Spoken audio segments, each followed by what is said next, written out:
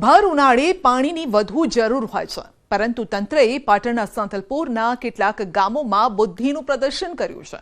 ઉનાળામાં જ આ વિસ્તારનો પાણીનો આધાર નર્મદા કેનાલનું રિપેરિંગ કામ કરવા માટે કાઢ્યું છે, જેના કારણે કેટલાય ગામોના લોકોને પાણી માટે રઝળપાટ કરવો પડે છે। ગાંઠના પૈસા ખર્ચીને પાણીના ટેન્કર મંગાવવા પડી રહ્યા છે।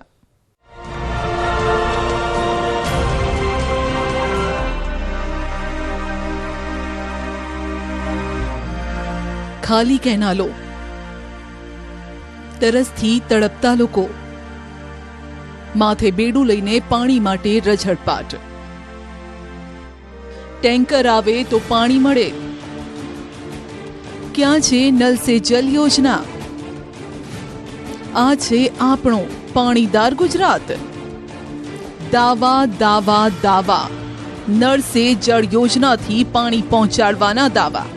नर्मदा केनालोथी गामे गाम पाणी पहोंचाडवाना दावा, पण आ दावाओमां केटलो दम छे ते आज नरी आंखे तमे जोई लो। भर उनाळे धोम धकता तापमां महिलाओने पाणी माटे केवो रझळपाट करवो पड़े छे ते जोई लो। पीवाना पाणी माटे केवो संघर्ष करवो पड़े छे तेनी आ ताजा तस्वीरो छे। आ तस्वीरो जे पाटणना सांतलपुરના અંતરિયાળ ગામની, જેમને એક બેડું પાણી લેવા માટે આંખે પાણી આવી જાય છે। આ ગામોમાં નર્મદા કેનાલ થકી પાણી પૂરું પાડવામાં આવતું હતું, પણ ભર ઉનાળામાં જ કેનાલનું રિપેરિંગ કામ કરવામાં આવ્યું, માટે છેવાડાના સરહદી વિસ્તારના ગામોની હાલત એવી કફોડી બની કે પાણીના એક એક ટીપા માટે લોકો ટળવળી રહ્યા છે, તે પણ છેલ્લા 1 મહિનાથી। પાણીનો આધાર જે કેનાલ છે તેમાં જ પાણી ન હોવાથી ભર ઉનાળે બાર ગામના લોકોને તરસ્યા રહેવું પડે છે। खेती माटे पाणी न मळे तेवी स्थिति पैदा थई छे। उनाळानी शरूआत थई गई छे, काळझाळ गरमी पड़ी रही है, परंतु आ दरमियान सांतलपुर तालुकाना जे सरहदी गामो छे ते फरी क्यांक पाणीनी पोकार उठवा पामी छे। दृश्यो बतावीश के दृश्यो जे बतावे छे ते कच्छ ब्रांच नर्मदानी मुख्य केनालना छे। आ केनाल थकी ज सांतलपुરના જે અંતરિયાળ ગામો છે ત્યાં ખેતી તેમજ પીવા લાયક પાણી પૂરું પાડવામાં આવે છે, પરંતુ છેલ્લા 1 મહિનાથી ક્યાંક કેનાલ રિપેર કરવાના બહાને જે કેનાલ બંધ કરવામાં આવી છે તેના કારણે સાંતલપુરના લગભગ 12 થી વધુ જે ગામો છે તેમને પીવાના પાણીની વિકરાળ સમસ્યા ઊભી થઈ છે। મહત્વની વાત છે કે આ વિસ્તારમાં હરઘર નલ જે વાતો કરવામાં આવે છે તે પહોંચી નથી। માત્ર નર્મદાની કેનાલ જ આ વિસ્તારમાં પીવાના પાણીનો સ્ત્રોત પૂરું પાડે છે, પરંતુ 15 દિવસથી સદંતર કેનાલ ખાલી થવાના કારણે આ વિસ્તારના લોકો પાણીના એક એક ટીપા માટે તરવડી રહ્યા છે, અને જે સદ્ધર લોકો છે આર્થિક રીતે સદ્ધર છે તે લોકો ક્યાંક પાણીના ટેન્કર મંગાવીને જીવન નિર્વાહ કરી રહ્યા છે, પરંતુ જે કેટલાક એવા લોકો છે જે લોકો બેડા લઈને વહેલી સવારથી જ નીકળી જાય છે અને બપોર સુધી એક બેડું જ માત્ર તેમને ક્યાંક પાણી હાથ આવે છે। તંત્રે ભર ઉનાળે જ કેનાલના રિપેરિંગનું કામ કાઢી પોતાની બુદ્ધિનું પ્રદર્શન કર્યું। ઉપરથી આ ગામના લોકો માટે બીજી વૈકલ્પિક પાણીની વ્યવસ્થા કરવામાં પણ નિષ્ફળ પુરવાર થયો, માટે હવે ભર ઉનાળે અહીં પાણીની બુમરાડ ઉઠી છે।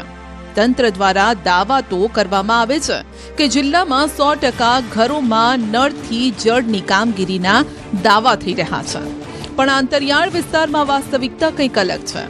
જો ઘરમાં નળથી જળ આવતું હોય તો મહિલાઓએ ધોમ ધકતા તાપમાં માથે બેડલા લઈને પાણી માટે કેમ ભટકવું પડે?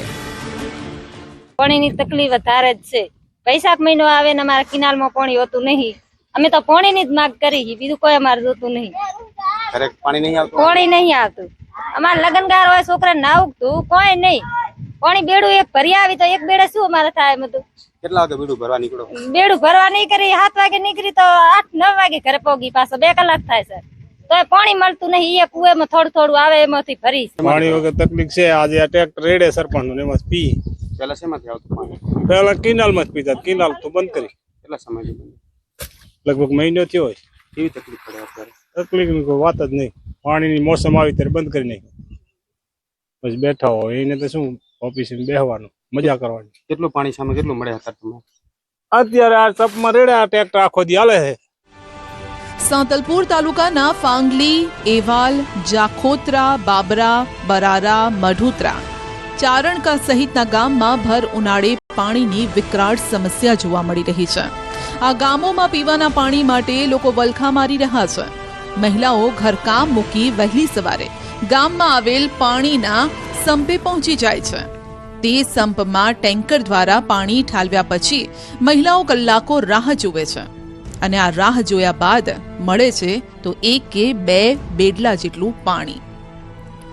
આ વિસ્તારમાં ક્યાંક પાણી પુરવઠા વિભાગ દ્વારા પાણીના ટેન્કર મોકલી પાણી પહોંચાડવામાં આવી રહ્યું છે. ક્યાંક ગામ લોકો 1200 થી 1500 રૂપિયા ખર્ચી પ્રાઇવેટ પાણીનું ટેન્કર મંગાવે છે. તેમ છતાં પણ પૂરતું પાણી તો કોઈને નસીબ નથી થતું.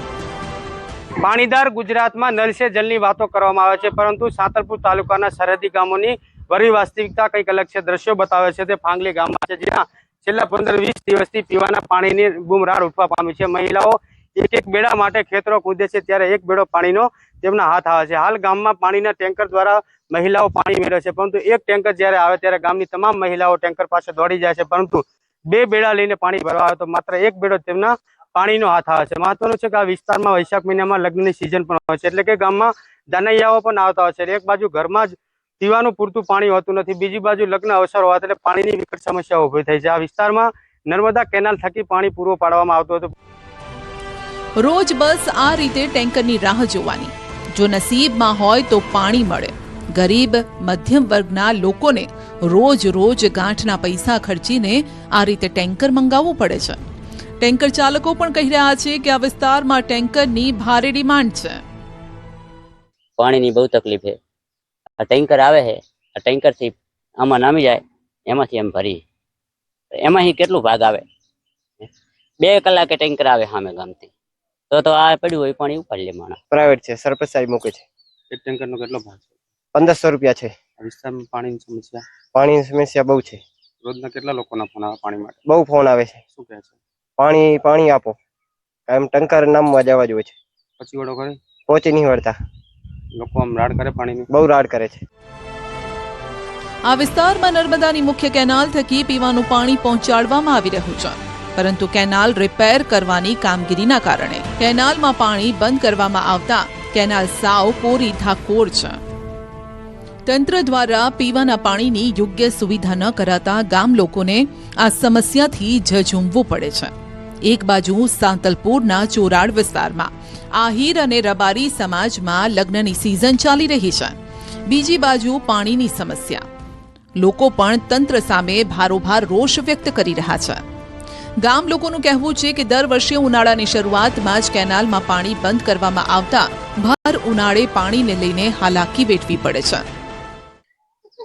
લગન ગારું હોય, વૈશાખ મહિનો હોય અને અહીંયા ધાનમાં આવે ગામમાં મણો, એનો બાળક બધા તરસે. અમારે લગ્નમાં જ આવું, એને બાળકે નવરાવો, અમારે શું કરવું પાણી વગર?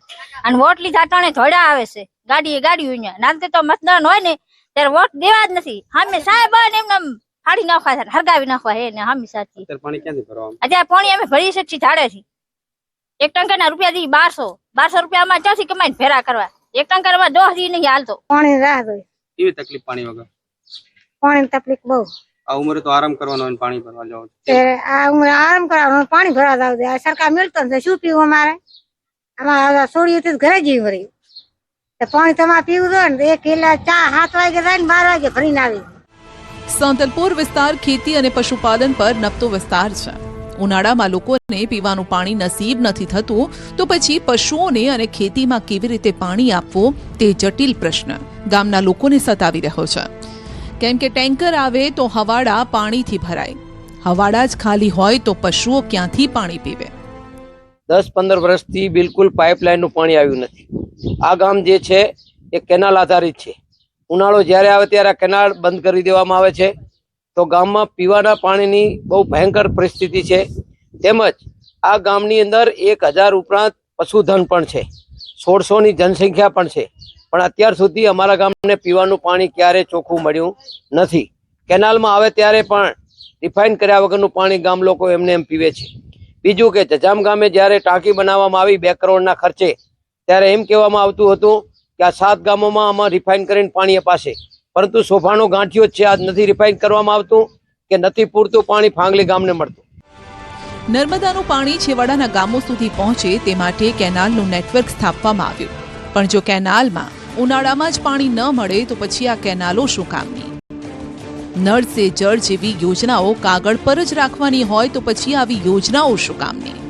એસી ઓફિસમાં બેસી પ્લાનિંગ કરતા અધિકારીઓ જમીનની હકીકત ચકાસવાની તસદી ન લેતા હોય તો એ અધિકારીઓ શું કામના? અશરફ ખાન, ન્યૂઝ 18 ગુજરાતી, સાંતલપુર.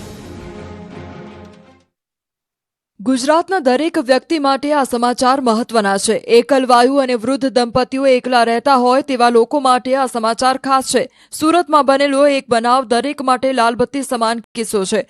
સુરત પોલીસની કામગીરી પર ફરી સવાલ ઊભો કરતી ઘટના સામે આવી છે. પિસ્તોલની અણીએ લૂંટ કરવા પહોંચેલ યુવકને લોકોએ ઝડપી પાડ્યો. ઘટના સચિન પોલીસ સ્ટેશન વિસ્તારની છે. કુરિયર આપવાના બહાને યુવક ઘરમાં ઘૂસ્યો અને લાઇટ પિસ્તોલ સાથે લૂંટનો પ્રયાસ કર્યો. ત્યારે ઘરમાં વૃદ્ધ દંપતીએ બૂમાબૂમ કરતા આસપાસના લોકો દોડી આવ્યા. લૂંટ કરવા આવેલ યુવકને લોકોએ પકડી પાડી પોલીસને સોંપ્યો. ઘરમાં રહેલા સીસીટીવીમાં સમગ્ર ઘટના કેદ થઈ છે. નોંધનીય છે કે પોલીસ સ્ટેશનની સામે જ લૂંટના નિષ્ફળ પ્રયાસની ઘટના બની છે. સ્થાનિકોનો આક્ષેપ છે કે સચિન પોલીસની ઢીલી નીતિના કારણે આવા ચોર લૂંટારુઓને મોકળું મેદાન મળ્યું છે. સચિન વિસ્તારમાં આવા અસામાજિક તત્વો સક્રિય થતા રહીશોમાં રોષ પણ છે.